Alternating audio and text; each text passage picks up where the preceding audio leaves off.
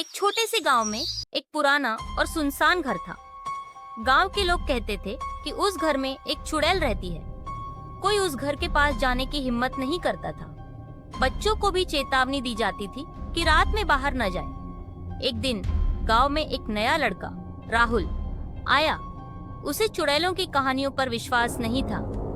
उसने अपने दोस्तों से कहा, मैं उस घर में जाऊंगा और देखूंगा कि वहाँ सच में क्या है। रात के समय राहुल एक टॉर्च लेकर उस घर की ओर चल पड़ा। जैसे ही वह दरवाजे के पास पहुंचा, उसे दरवाजा अपने आप खुलता हुआ नजर आया। उसने डरते हुए अंदर कदम रखा। घर के अंदर धूल और मकड़ी के जाले थे। अचानक उसे सीढ़ियों से किसी के चलने की आवाज आई। राहुल ने हिम्मत करके ऊपर जाने का फैसला किया। जैसे ही वह ऊपर पहुंचा, उसने एक सफेद साड़ी पहने एक औरत को देखा जिसके लंबे बाल उसके चेहरे को ढक रहे थे। वह धीमी आवाज में बोली, कौन है?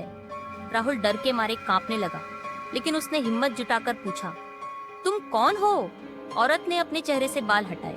उसका चेहरा भयानक था, बड़ी बड़ी लाल आंखें और डरावना चेहरा। वह जोर से हंसी और कहा, मैं इस घर की चुड़ैल हूँ।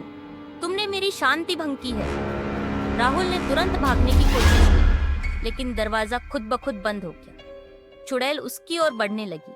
अचानक राहुल की टॉर्च की रोशनी उसके चेहरे पर पड़ी और वह चीखने लगी। रोशनी से वह धीरे धीरे गायब हो गई। अगले दिन राहुल ने यह कहानी गांव वालों को सुनाई।